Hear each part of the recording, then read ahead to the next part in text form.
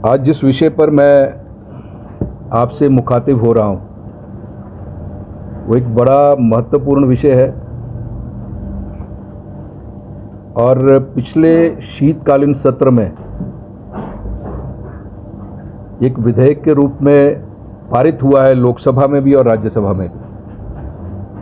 और मेरा सौभाग्य है कि एक सांसद के रूप में इसमें मुझे साक्षी बनने का भी सौभाग्य मिला और अपने विचार रखने का भी सौभाग्य मिला लोकसभा में।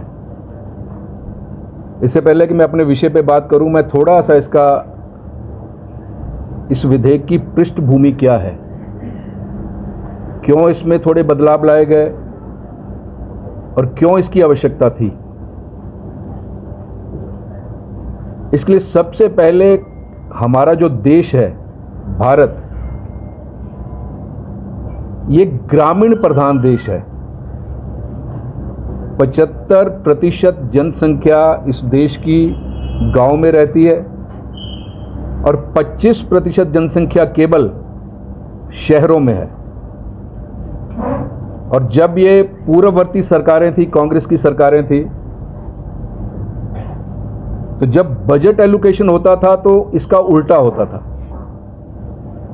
जहां 75% जनसंख्या थी वहां 25% बजट जाता था और जहां 25% जनसंख्या थी वहां 75% बजट जाता था। और जब हमारी सरकारें आई, जब अटल जी के नेतृत्व में पहली बार गैर कांग्रेसी सरकार बनी, तो हमने बजट का शीर्षासन करवाया।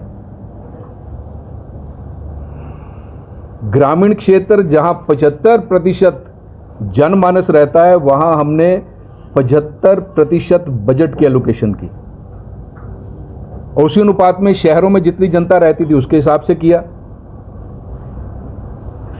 और उस समय के जो काम थे उनके विषय में मैं नहीं जाना चाहूंगा, क्योंकि आज जो मेरा विषय है उसका मैं पृष्ठभूमि आपको इसलिए दे रहा था क्यों इस अधिनियम में, विधेयक में परिवर्तन लाने की आवश्यकता पड़ी। इसके लिए सबसे पहले जो मैं आपसे बात करना चाहता हूं वो ये है कि जब विधेयक ये लाया गया लोकसभा में, उस समय जो हमारे कांग्रेस के मित्र थे, लोकसभा अध्यक्ष महोदय ने इसके लिए 7 घंटे का समय तय किया था। सभी दलों को उनकी संख्या के अनुपात से लोकसभा अध्यक्ष समय अलॉट करते हैं, लेकिन हमारे कांग्रेसी मित्र जो इंडिया अलायंस था, उन्होंने कहा कि बड़ा महत्वपूर्ण विषय है, इसमें 7 घंटे का समय अनफ नहीं है। तो उस समय अध्यक्ष महोदय ने कहा था कि आप चर्चा में तो आइए, यदि चर्चा सार्थक रहेगी तो समय का कोई सीमा नहीं रहेगी। और मैं आपकी जानकारी के लिए बता दूं, नारी शक्ति वंदन अधिनियम के बाद यह पहला ऐसा विधेयक था जिस पे रात के 2:30 बजे तक चर्चा चली और करीब करीब जो समय था वो 18-19 घंटे दिया गया। बड़ी सार्थक चर्चा हुई। लेकिन जब, और मैं आपकी जानकारी के लिए और बता दूं, हमारे कृषि मंत्री महोदय जब उन्होंने ये विषय रखा लोकसभा में, उसके बाद 2:30 बजे तक आदरणीय शिवराज सिंह चौहान जी सुबह से लेकर 2:30 बजे तक सदन में बैठे रहे। सभी सदस्य, चाहे वो पक्ष के सदस्य थे चाहे वो विपक्ष के सदस्य थे, सबकी बात को सुना, सबकी बात को नोट किया। और उसके बाद अगले दिन सुबह जब मंत्री महोदय ने जवाब देना था, तो हमारे विपक्ष के जो मित्र थे, इंडिया अलायंस के मित्र थे, श्रीमान राहुल गांधी जी के नेतृत्व में, इतना भयंकर शोर मचा पूरे सदन में, इतना भयंकर शोर मचा, आप भी इसके साक्षी रहे होंगे। तो इसका मतलब यह है कि वो केवल विषयों को विषयांतर करना चाहते हैं और एक एक विषय का जवाब दिया उन्होंने 2 घंटे उस शोर में दिया। तो मैं ये कहना चाहता हूं कि हमारे ये जो विपक्षी मित्र है, वो आखिर चाहते क्या है? जो जो विषय उन्होंने उठाए सदन में 18 घंटे तक एक एक विषय का जवाब दिया कृषि मंत्री महोदय ने, लेकिन वो सुनना नहीं चाहते थे। तो इसलिए मैं आपकी जानकारी के लिए बता दूं कि जो विपक्ष है, चाहे वो केंद्र का इंडिया अलायंस है, चाहे हिमाचल प्रदेश में, क्योंकि वो तो सत्ता में है, श्रीमान सुखविंदर सिंह सुक्खू जी के नेतृत्व में वो तो सत्ता में है, और पहली बार मैं देख रहा हूं कि सत्ताधारी दल रिज पर अनशन कर रहा है। अब मेरी समझ से बाहर है क्यों अनशन कर रहे हैं। वो कहते हैं कि महात्मा गांधी जी का नाम नहीं है। महात्मा गांधी जी तो हमारे दिल में बसते हैं, और इसका मैं उदाहरण दे रहा हूं आपको। कांग्रेस की सरकार ने 32 वर्षों तक निष्कंटक राज किया, निष्कंटक राज किया उन्होंने, लेकिन महात्मा गांधी जी की याद नहीं आई। जब केंद्र में और हिमाचल प्रदेश में पहली बार गैर कांग्रेसी सरकारें बनी, तब महात्मा गांधी जी का नाम लेना शुरू किया हम लोगों ने। और उसका मैं उदाहरण देना चाहता हूं, अंत्योदय। यह महात्मा गांधी जी का बड़ा प्यारा शब्द था, जो विकास की दृष्टि से सबसे अंत में खड़ा है, उसका विकास करना, अंत्योदय। मैं आपसे भी यह प्रश्न कर रहा हूं कि हमारी सरकार बनने से पहले क्या किसी को पता था कि अंत्योदय क्या नाम है? अंत्योदय किसको कहते हैं? शांता कुमार जी जब पहली बार हिमाचल प्रदेश के मुख्यमंत्री बने, अंत्योदय योजना लेकर आए थे। वो किसको श्रद्धांजलि थी? महात्मा गांधी को श्रद्धांजलि थी। केंद्र में हमारी सरकार बनी, शांता कुमार जी खाद्य मंत्री बने, अंत्योदय अन्न योजना लेकर आए। वो किसको श्रद्धांजलि थी? महात्मा गांधी को श्रद्धांजलि थी। इससे पहले कांग्रेस की सरकारें थी, क्यों ऐसी योजना नहीं लेकर आए?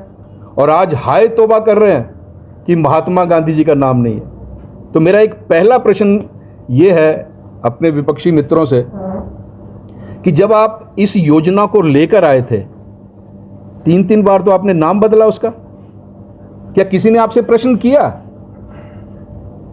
3-3 बार नाम बदला। आपने कहा जवाहर रोजगार योजना,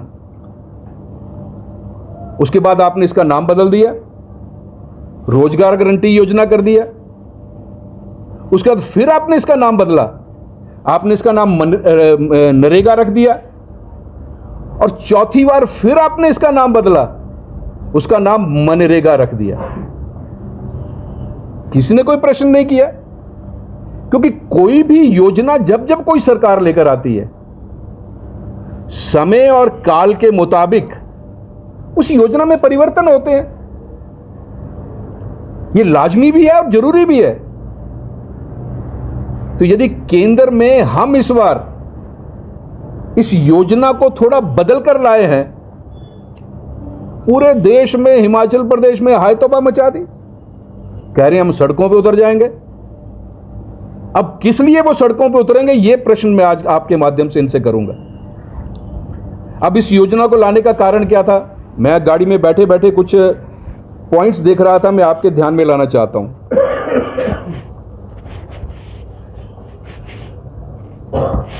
अब हमारी अर्थव्यवस्था जो है वो कृषि पर आधारित है। भारत कृषि प्रधान देश है।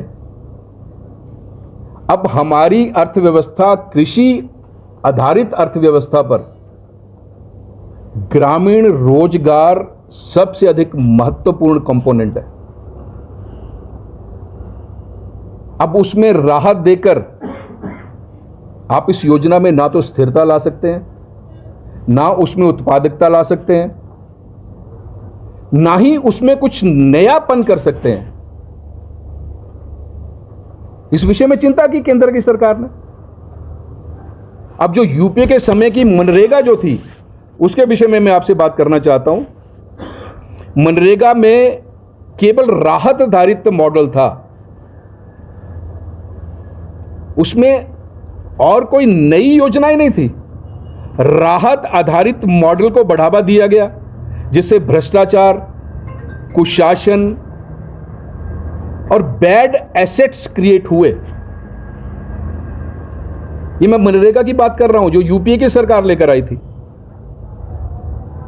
अब ये जो सारा सिस्टम था, ये जो संरचना थी, इसकी विफलता को पहचानते हुए एनडीए सरकार ने मनरेगा की जगह ग्रामीण रोजगार की को नई परिभाषा देते हुए बीबीजी रामजी एक्ट 2025 लागू किया।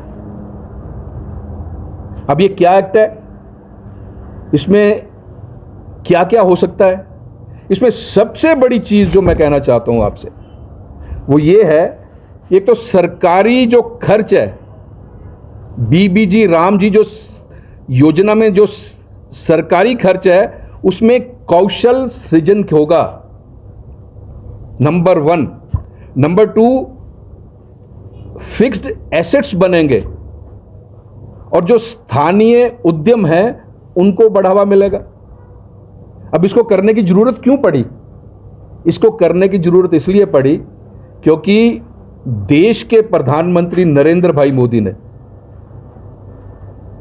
एक लक्ष्य रखा है हम सबके उसके ऊपर कि 2047 में भारत विकसित राष्ट्र बनाएंगे। और जैसे मैंने कहा कि भारत कृषि प्रधान देश है और जो कृषि प्रधान इकोनॉमी है उसमें ग्रामीण रोजगार सबसे इंपॉर्टेंट कंपोनेंट है।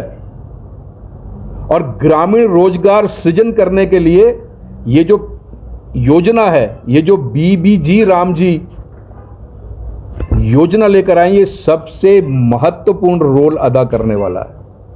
इसलिए इस योजना में थोड़ा सा बदलाव लाने की जो कोशिश की गई है और जो विधेयक लाया गया है वो बहुत बहुत अधिक आवश्यक था, ये मैं आपके माध्यम से कहना चाहता हूं। और फाइनेंशियली 1,51,000 करोड़ का प्रभाव पड़ेगा। 1,51,000 करोड़ ये जो नई योजना आ रही है। अब इस नई योजना में क्या क्या नया लेकर आए हैं? पहले आप क्या करते थे? 100 दिन का रोजगार, मनरेगा में 100 दिन का रोजगार था। अब उस 100 दिन के रोजगार में भी प्रैक्टिकली आज आप देखें तो 51 दिन का रोजगार मिलता था, ओनली 51 डेज। ये जो नई विकसित भारत गारंटी फॉर रोजगार एंड आजीविका मिशन ग्रामीण जो नई आया है, नया विधेयक हम लेकर आए हैं, एक्ट 2025 जो लेकर आए हैं, इसमें पूरा 125 दिन का किया गया है। पहले 100 दिन था, अब 125 दिन का किया गया। 125 दिन का रोजगार मिलेगा। और ये जो अधिनियम है इसमें ऐसे प्रावधान है, इन प्रावधानों के मुताबिक 125 के 125 दिन ही रोजगार मिलेगा। और उसमें एक और प्रावधान किया गया है,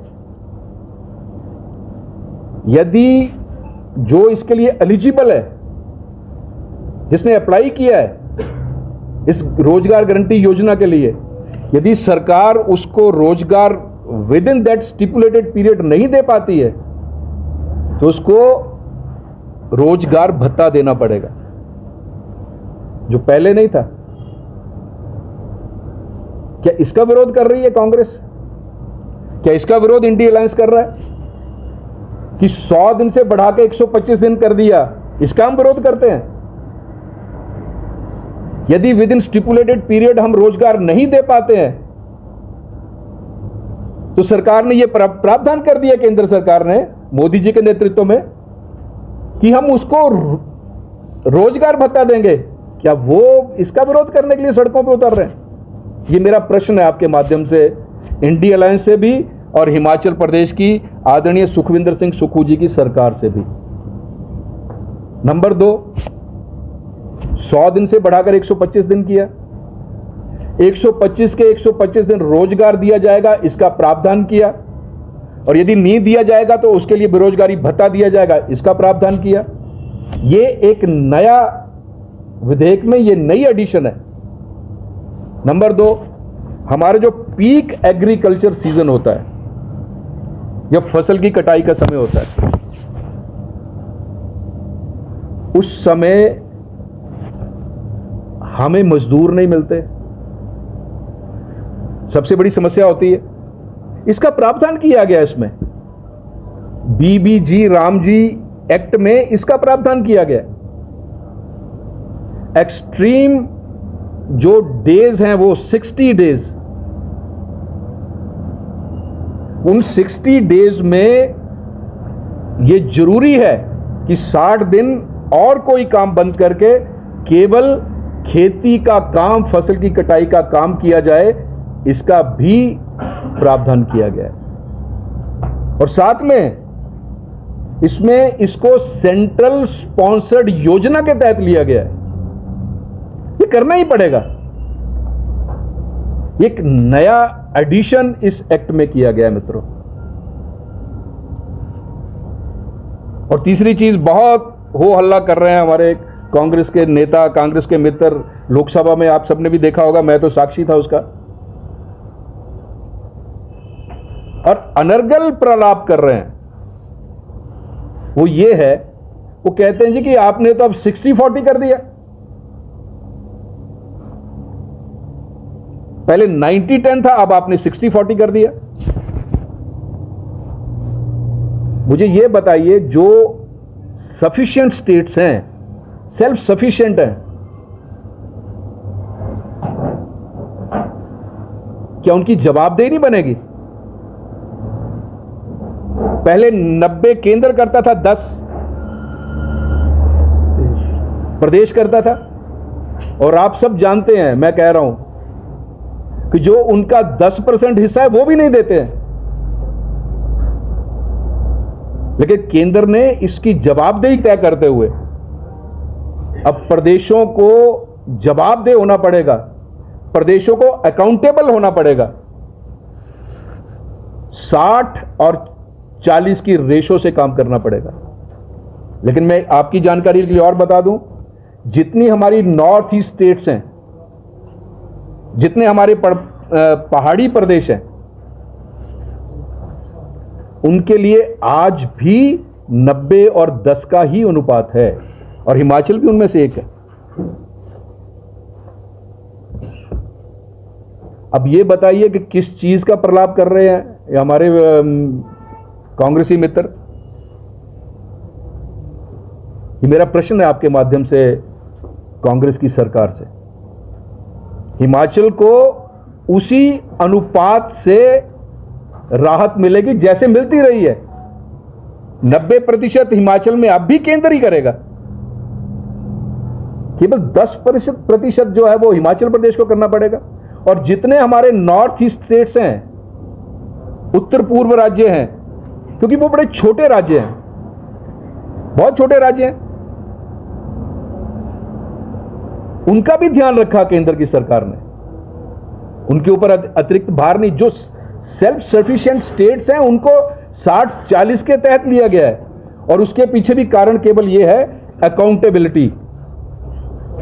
आपको ये जिम्मेवारी लेनी पड़ेगी। और उसका नुकसान क्या था? उसका नुकसान था फाइनेंशियल इनडिसिप्लिन, सबसे बड़ा कारण था। वो नहीं होगा। अब जब 40% उनको देना पड़ेगा तो फाइनेंशियल इनडिसिप्लिन नहीं होगा। योजनाओं की उत्पादकता नहीं थी, वो क्वालिटी नहीं थी। उस क्वालिटी का भी ध्यान रखना पड़ेगा, और उसके लिए केंद्र स्तर पे मॉनिटरिंग कमेटी का निर्माण किया गया। स्टीयरिंग कमेटी बनाई गई है नेशनल लेवल की, जो जितनी भी बीबीजी रामजी की जो योजनाएं बनेंगी उसकी निगरानी के लिए केंद्र से स्टीयरिंग कमेटी का निर्माण हुआ है। वैसे ही स्टेट में भी स्टीयरिंग कमेटी का निर्माण हुआ है। अब धांधलेबाजी, कुछ भी कर जाओ, जहां आपकी सरकारें हैं कुछ भी कर लो, कहीं भी डाइवर्शन कर दो, वो अब नहीं होगा। इसके लिए केंद्र की सरकार ने मोदी जी के नेतृत्व में इस एक्ट में ये छोटे छोटे बदलाव किए हैं। उससे क्वालिटी आएगी, उत्पादकता बढ़ेगी, सस्टेनेबल इकोनॉमी बनेगी, गांव की इकोनॉमी बनेगी। गांव के जो लोग हैं वो अपने हिसाब से कर सकते हैं कि गांव के विकास का मॉडल क्या होगा। They are suppose to do themselves only. उनको ही इस विषय में विचार करना पड़ेगा और इस विषय में वही निर्णय करेंगे। ये सबसे बड़ी खूबसूरती है, मुझे लगता है, ये जो यहाँ पे ये लाया गया है, जो विधेयक लाया गया है। और अंत में मैं आपसे एक तो मैं तुलना करूँगा, क्योंकि बहुत हाय तौबा मचा रहे हैं हमारे, और मैं तो सुन रहा था यहाँ के जो प्रदेश अध्यक्ष नए नए बने हैं, मैं उनको आपके माध्यम से शुभकामनाएं भी देता हूँ कांग्रेस के। वो कह रहे हैं हम तो सड़कों पे उतरने वाले हैं। तो मैं तुलना कर रहा हूँ, तुलना बता रहा हूँ, तो अब किस लिए वो सड़कों पे उतरने वाले हैं, ये मेरा प्रश्न होगा उनसे। और एक चीज और, जो अकुशल शारीरिक श्रम है उसके लिए जो मजदूरी की दरें हैं, उनको अब केंद्र सरकार द्वारा ही अधिसूचित किया जाएगा। उसको केंद्र सरकार ही नोटिफाई करेगी।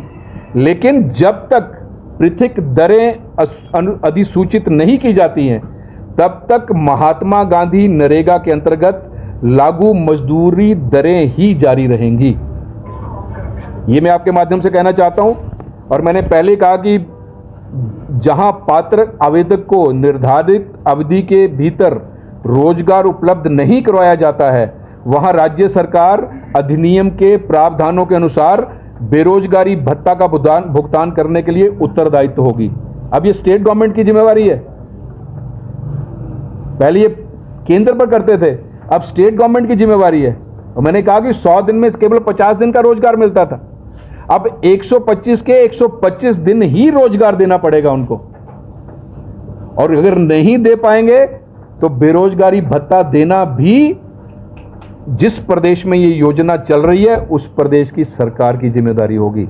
चाहे वहां हमारी सरकार है वो देखेगी, विपक्ष की सरकार है तो वो देखेगी। और मैं थोड़ी सी आपसे तुलना करना चाहता हूं आपके साथ, क्योंकि ये इसलिए मुझे लगता है कि बहुत अधिक आवश्यक है, क्योंकि बहुत हाय तौबा मचा रहे हैं हमारे विपक्षी मित्र। ये जो महात्मा गांधी नरेगा था, उसमें मैं तुलना कर रहा हूं 2006-07 से 2013-14, जब यूपीए की सरकार थी केंद्र में, और 2014-15 से 24-25 जब हमारी सरकार है। नरेंद्र मोदी जी के नेतृत्व में जो पिछले 11 वर्षों से सरकार काम कर रही है, उसकी मैं थोड़ी तुलना आपके सामने करना चाहता हूं कि जो बड़ी हाय तौबा कर रहे हैं उनके समय क्या हुआ और हमने 11 वर्षों में क्या किया, ये मैं थोड़ी तुलना करना चाहता हूं। कुल सृजित श्रम दिवस, वर्किंग डेज कितने थे 2006-07 से 13-14 तक, जब कांग्रेस की सरकार थी? 1660 करोड़। और जब हमारी सरकार बनी 3210 करोड़, ऑलमोस्ट डबल। क्या कांग्रेस के मित्र इसलिए सड़कों पे उतर रहे हैं कि हमारे समय में 1660 करोड़ श्रम दिवस थे, मोदी जी ने 3210 कर दिए, ये अच्छा नहीं किया, इसलिए हम सड़कों पे आ रहे हैं? ये प्रश्न है मेरा। रिलीज की गई केंद्रीय निधि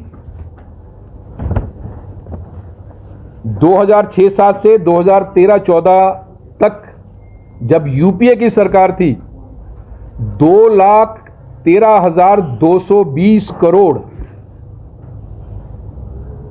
यूपीए के समय की 2,13,220 करोड़। हमारी जब सरकार आई मोदी जी के नेतृत्व में 14 से लेके 25 तक 8,53,810 करोड़, ऑलमोस्ट 4 टाइम्स। क्या इसके लिए वो सड़कों पर उतर रहे हैं कि हमने जितना दिया आपने उससे 4 गुना अधिक दे दिया, ग्रामीण रोजगार के लिए निधि दे दी? ये हमें अच्छा नहीं लग रहा, इसलिए हम सड़कों पर उतर रहे हैं। ये मेरा प्रश्न है आपके माध्यम से। पूर्ण कार्यों की संख्या, जो काम इस योजना के तहत पूरे हुए, 2006-7 से 2013-14 तक जब यूपीए की सरकार थी 153 लाख 153 लैक्स, और 2014 से 2025 तक जब मोदी जी इस देश के प्रधानमंत्री से 862 लाख, ऑलमोस्ट 8 टाइम्स। इसके लिए मेरे कांग्रेसी मित्र सड़कों पे उतर रहे हैं। ये मेरा प्रश्न है आपके माध्यम से। व्यक्तिगत पर्सनल एसेट्स जो बने, उनका जो निर्माण हुआ 2006-7 से 2013-14 तक यूपीए की सरकार में 17.6%, आई रिपीट 17.6%, 2014 से 24-25 तक जब मोदी जी इस देश के प्रधानमंत्री बने 62.95%। तो मैं भूल ही रहा हूं कि कितने गुना बढ़ गया। और राहुल गांधी जी लोकसभा में हाय तौबा कर रहे थे, इंडिया अलायंस हाय तौबा कर रहा था लोकसभा में, और अब कांग्रेस के मित्र सड़कों पे उतर रहे हैं क्योंकि मोदी जी इतना काम कर क्यों दिया अपने गांव के रोजगार के लिए। ये मेरा प्रश्न है आपके माध्यम से। नरेगा सॉफ्ट में आधार सीडिंग इसलिए की जाती है ताकि डबलिंग ना हो, पारदर्शिता हो, ट्रांसपेरेंसी हो। उसमें देखिए जनवरी 2014 में 12.12 लैक्स और यहां 76 लैक्स हमारे समय। सीधे कामगारों के खातों में मजदूरी जो मोदी जी के आने पे शुरू हुई थी, इनके समय में उपलब्धि नहीं है। There is no record at all. 2006-7 से 13-14 तक कोई भी रिकॉर्ड ही नहीं है कि कैसे किसके खाते में कितने पैसे आए। और यहां देखिए 28 राज्यों और 5 संघ राज्यों के क्षेत्रों में यह काम हुआ है, रिकॉर्ड उपलब्ध है।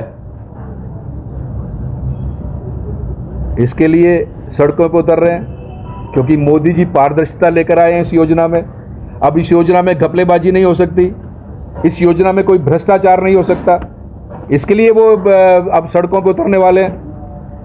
और महात्मा गांधी नरेगा योजना, जो वहां के जो एसेट बने थे, जो नरेगा में जो एसेट बने थे, उसकी जियो टैगिंग। अब जियो टैगिंग क्यों की जाती है? जियो टैगिंग केंद्र तक जाती है कि जिस योजना के लिए पैसा दिया गया कि उस योजना में लगा कि नहीं लगा, वो वहां तक डैशबोर्ड में जाती है, केंद्र के डैशबोर्ड में, स्टेट के डैशबोर्ड में आती है। जियो टैगिंग की कहानी मैं आपको सुना रहा हूं। 2006-7 से 2013-14 तक ऐसा कोई प्रावधान ही नहीं था, कोई प्रावधान नहीं था। मैं जो मर्जी करते रहो, राम राज्य है, कोई पूछने वाला नहीं है, कोई प्रावधान नहीं था। और जब मोदी जी 2014-15 से 25 तक देश के प्रधानमंत्री बने, पब्लिक डोमेन में 6.44 करोड़ से ज्यादा एसेट को जियो टैगिंग की गई है। ये मैं आपके सामने तुलना कर रहा हूं।